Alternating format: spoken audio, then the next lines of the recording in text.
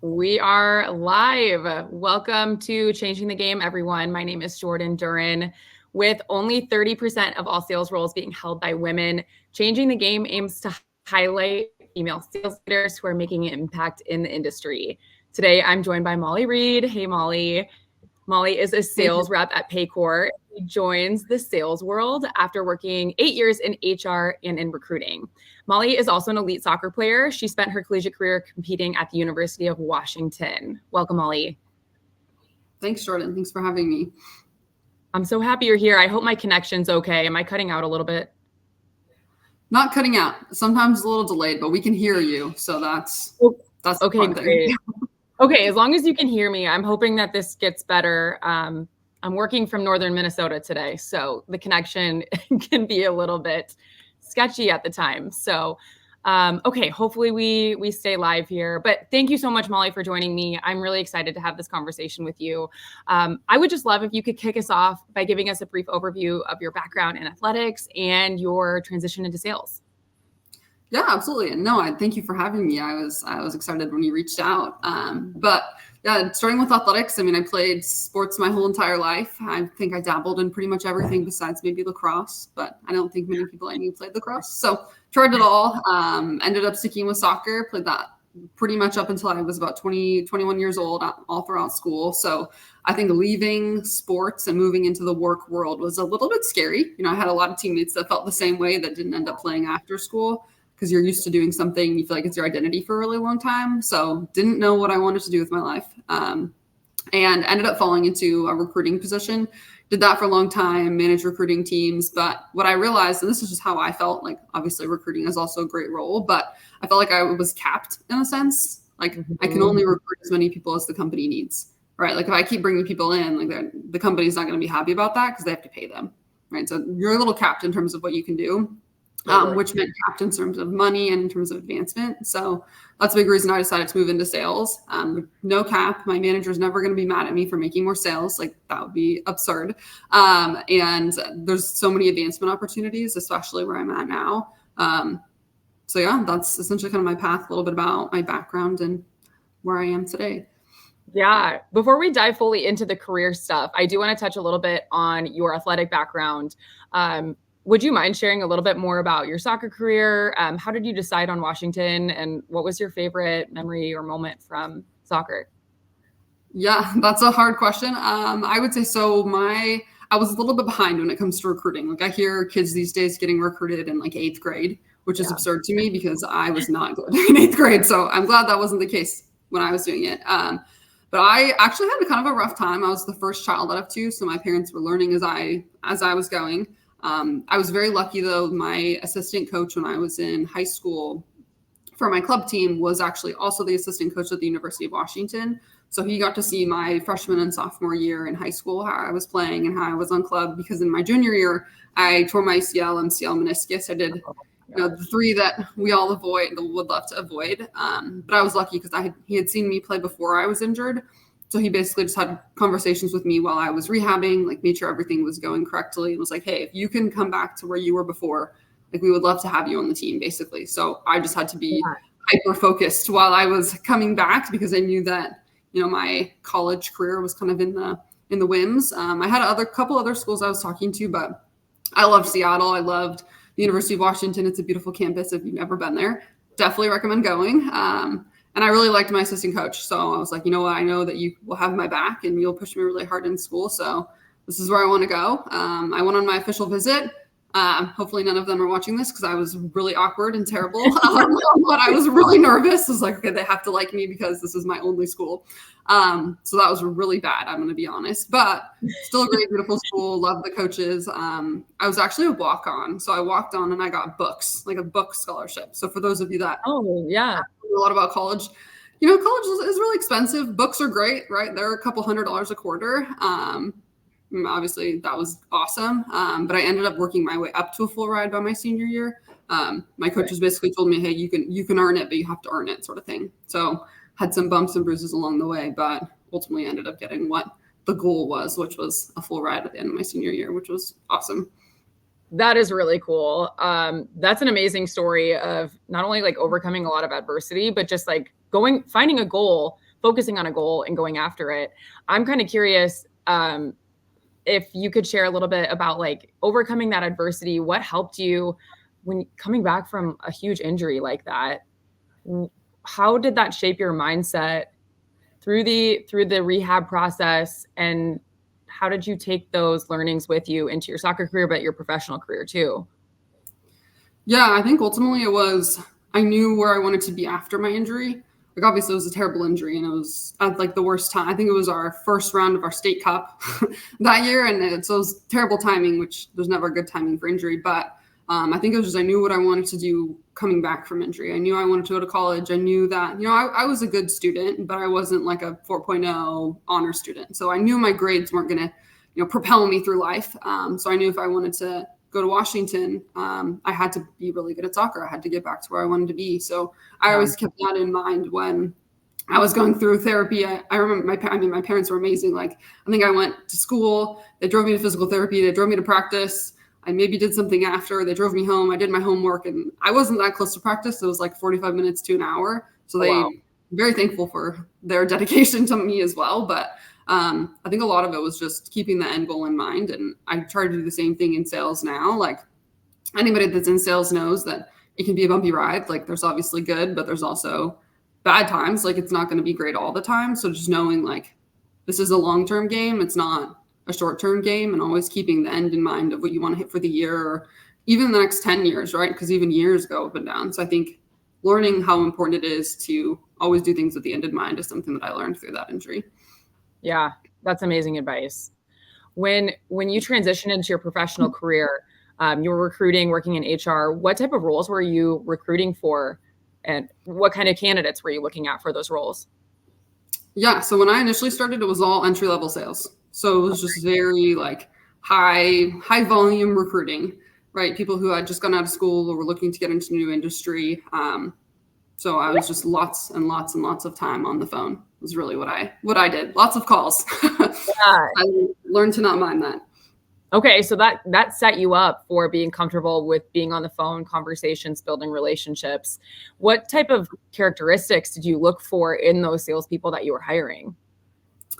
Honestly, for entry level, not a ton over the phone. A lot of it was just people that wanted to be in sales, people that were willing to work hard, and people that could hold an attitude. It was a very entry level sales position. So at the time it wasn't much.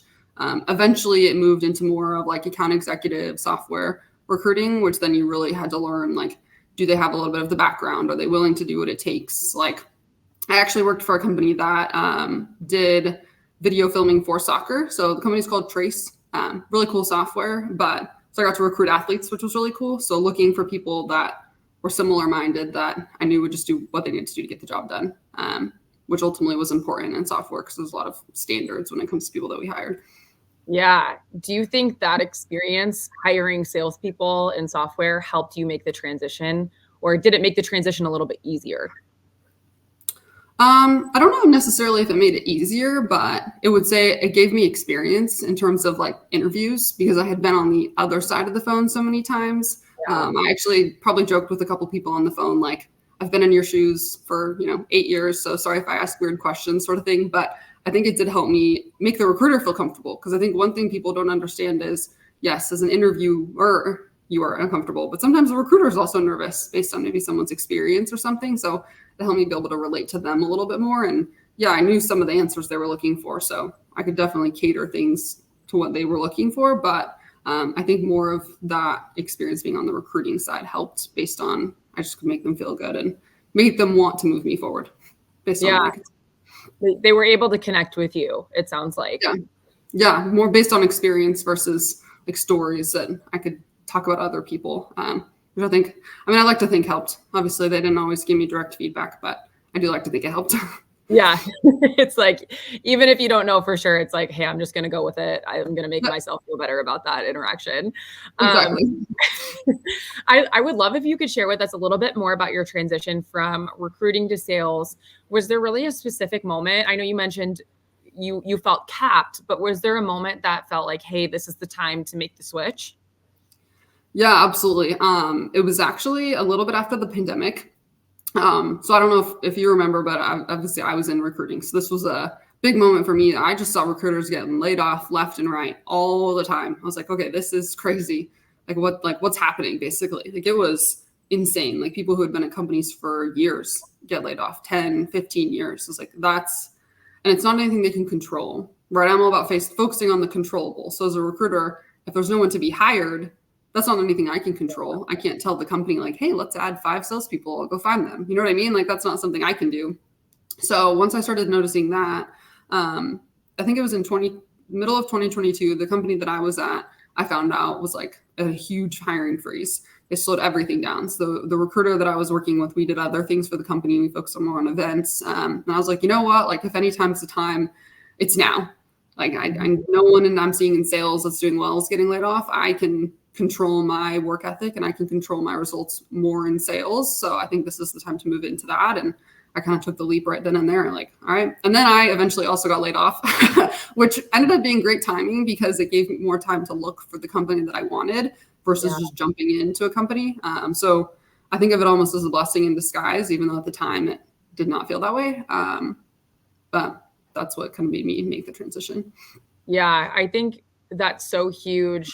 Like, you being laid off was a total uncontrollable. And I think that's an amazing mindset to have. It's like, hey, yeah, there's a lot of uncertainty here, but now I have all this time to search for the thing that is going to fill my cup, that is going to meet my goals. So I know getting laid off is never fun. I myself have been laid off, and I'm sure some of our listeners have been laid off as well in the past. And it sounds like you had an amazing mindset, but I would love to know how you really overcame that initial fear or uncertainty that comes with those times. Yeah, and I think I was lucky. I kind of saw it coming. Like, when you're in recruiting and you're told there's a hiring freeze, I'm like, oh, this isn't good. Like, this probably means I don't have job security. And I was the second recruiter added of the 2 of us. I was like, she's been here longer. If anyone's going to go, it's going to be me first, which I understood. Like, I didn't hold that against her. So like, all right, like, this is probably happening. And don't get me wrong. Like, I definitely had my moments at home, like frustrated that I had to find a new role. Like, it wasn't all sunshine and rainbows. But after I let myself have those moments, I just realized, like, okay, like, this is going to be a good thing. Like, I need to think about this as a good thing and take the time where I'm not recruiting. And I connected with a bunch of people on LinkedIn. That's actually how I found Shift Group, was somebody that I'd connected with. He also came from recruiting to sales. I was like, hey, how did you do this? Like, what should I do? Who should I talk to? So using the resources around me, and then he connected me to JR, who then connected me to George, and really helped my transition and interviewing. And even though I had been on the other side, like, they still helped a ton with making sure I was doing and saying the right thing on the phone. Yeah, that's awesome. And I'm glad you found us. I feel like this is the reason you found Shift Group, is also the reason we're able to have this discussion right now too. So I'm thrilled about that. How would you say that your background in athletics or your background in HR and recruiting really influenced your approach to sales or leadership? Yeah, I mean, I would say there's a lot of things. Like, athletes, we work really hard. You have to learn to be determined. You have to learn to have that grit. You have to learn to get through the bad times, but you also have to learn to, like, one of my coaches said, I think I was like 9, maybe 10, like, you win and you celebrate, or you lose and you learn. And I think sales is the exact same way. Like, if you dwell on every single loss, like, you're never going to get anywhere, because we lose all the time. Like, we get no's all the time. We get people, I mean, not the nicest people all the time, and it's fine. Like, that, they don't hate us. So we just have to learn to, okay, what could I have done different on that call or that meeting, and move on, and then celebrate the wins that we do have. And that's something that we had to do in athletics, because if you have a game on Friday, you get killed, like, you have a game again on Sunday. So you can't dwell on that. You have to realize, like, okay, this could have gone better. This is what I need to do better, and then move forward and apply that on the next game. So I think that was something that was really important. But 2, I would just say consistency. Like, if you're not consistent in athletics, you're not consistent with the fundamentals and consistent with fitness, like, you're not going to do well. And it's the same thing in sales. If you're not consistent with your activity and you're not consistent in self-development and mentality, like, you're not going to do well here either, because it's also hard, just like sports. Yeah.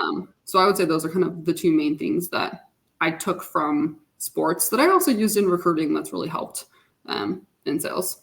Yeah, I think that's huge. I mean, having a short-term memory for when things don't go well, like taking the lessons that you need to learn and bringing them to the next match or game to have that success. But yeah, that consistency is huge. I tell candidates all the time, like, it's about reps. You're going to get better with every rep because you're going to see a new situation with every rep.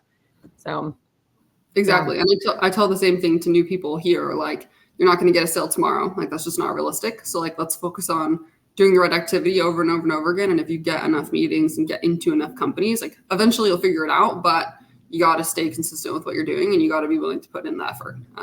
So I definitely agree with that. Yeah. Yeah. Are there any specific skills that you found besides like that consistency or like just putting in the effort, short-term memory, that has also been beneficial in your sales career? That, and I would say probably, man, there's so many things, but maybe just being resilient. Like, my coach used to always say I was very resilient. And at first I kind of took that as like a negative. Like, does that mean I'm just bad? Like, and I just get better? Like, I don't really understand. But then I realized it meant like, I'm okay with going through like terrible situations. Like, this was the coach that was there when I tore my ACL. I sprained my ankle pretty bad. Like, I had some rough moments in high school before I got to college and still having knee problems, but it's just like being okay and being able to come through the other side when things do go terribly. And that's something that has happened to me in sales. Like, like everybody, I've had my bad months and bad quarters where things did not go well. But kind of learning to forget that and moving that into just to the next quarter and focusing on moving forward and still knowing, like, if I believe I can still do it, I can still do it. Like Ted Lasso. I think we've all seen that. I don't know if you've seen that show, but it's so cheesy, but like, believing that you can do it is so important. And if you can get through those hard things, believe you can still do it, is something that I think, like, skills aside, being able to make calls and all that stuff, like, obviously that's important, but if you can't get over somebody saying no, or you can't get over someone picking a competitor, like, it doesn't matter how good you are, like, you're going to struggle if you don't have that like mindset and that resiliency behind it. Yeah, that's huge. And it sounds like you also had a coach in high school that helped you or encouraged you through some of those tough moments. Do you feel like having that sort of mentorship in the professional world has helped you, or how much value have you placed in finding that mentor or a close relationship with a manager to help you find some success? Yeah, absolutely. In my first job, I think honestly that's the reason I stayed so long. Is I did have a manager who I knew had my back and supported me, but she also pushed me to do better. Like, if I was doing really well, but I wasn't really getting better, she would call me out on it. Like, hey, like, I know you can do this, but how about we aim for something different, or we aim for something higher? I'm like, okay, if you're saying that, that means you feel like I can do it, which means I can probably do it. So I'm going to stay longer and I'm going to make that happen. So I definitely have looked for those things. And I'm also really lucky. My husband and I are very competitive with each other, but we also support each other in things. So we also push each other. So I wouldn't say he's necessarily a mentor, but definitely somebody and something that we use to hold each other accountable and help each other elevate ourselves in not just like personal life, but also career-wise as well. So not just in the businesses that I've been working at, but also outside has been really helpful. Yeah, that makes a lot of sense. It kind of reminds me of my working relationship with my husband too. We both have worked remotely for so long that he's my coworker now. So it's kind of been like, if I need advice on something, I turn to him too. So I can definitely relate to that, having to find not only a professional mentor, but maybe kind of like a professional working relationship with people that you're close with or your family. So yeah, I think that's so important, even if it's not like a significant other, but a friend. Like, I used to work with these two girls and we would kind of do the same thing with each other before any of us were married or in significant relationships, kind of hold each other accountable, be competitive, but also like have fun outside of work together. So it was a nice like balance of things, I would say. So I definitely think that's important. Yeah. Yeah. Are there any, actually, I want to focus on this because we're talking kind of about the outside of the professional world. So it kind of is a good segue. I think just a lot of us naturally put a lot of pressure on ourselves to have all our cups filled by our 9 to 5, or to find like a lot of fulfillment or identity in our work. So I just would love to know, going off the record here or off the script, what fills your cup outside of your professional life? Yeah, no, that's a great question. Well, I have a toddler, so he's 4. So he is definitely a filler of my cup for sure. Sometimes he spills and runs through it as well. But I would say he's a big thing. He started to get into jujitsu. Like he actually has had 2 soccer practices now. So he comes home and like wants to play soccer in the house. I'm like, that is a terrible idea, but we do our best. Yeah. I'm like, maybe when it gets cooler, we'll play outside. He actually had these little soccer nets that we used to have in our backyard, but I think they were torn up by a bird or something. But he wants to get more. We'll do that when it's not 120 degrees outside. Honestly, I would say he's a big one. We're pretty active. My husband and I like to try to do like workout things together. We tried the Insanity sometimes. He's done 75 hard. I unfortunately still have knee problems, so I think that would make me crumble to the floor. But we like to do things like that. We like to go glamping. We like to say we don't camp because he has bad back. I have a bad knee. It would be really bad. So we rent cabins. Yeah. Yeah. We joke that we each need like a bubble, like that we should live in because we always hurt ourselves. But things like that are really what does it. Just family really is the biggest thing for me now. And I did struggle with the whole like career being your identity thing for a really long time because I used to work a lot, like 7 to like 9, like literally all day. That was basically all I did. And so when I transitioned more outside of that industry and into the different recruiting role and into sales, like I've really tried to focus on like turning off, even as hard as that is, and really changing and shifting from I am my job to, that's important, but also like I need to make sure I prioritize the people in my life. Like jobs come and go, but those people aren't. So I need to make sure I prioritize them over anything else. Yeah. Yeah. That's so huge. I have also struggled with that in my career as well. And for me, it took me, I think it's amazing. Like you had your 8-year stint in HR and recruiting. And for me, I felt like I tried quite a few different things until I found the thing that had, I don't know, given me some more satisfaction, like but I still put a lot of my identity in that. So I'm with you there. I think it's so important to prioritize those things outside of work, your family, the people that don't come and go, right? Like those people are irreplaceable.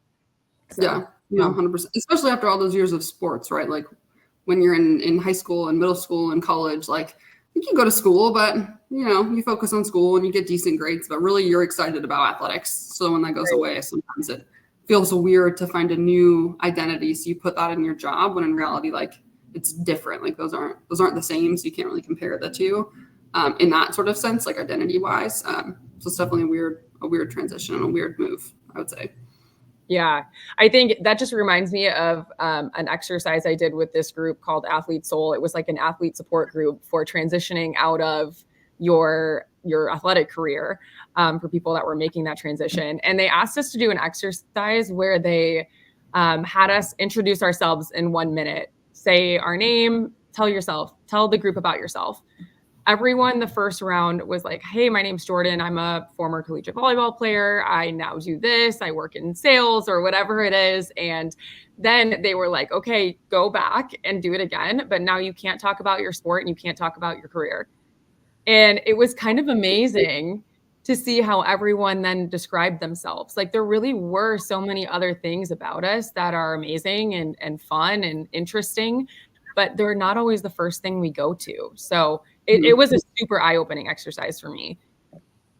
That's really cool. Yeah, I would have had a hard time doing that looking back or now, honestly. So that's a really cool exercise, actually.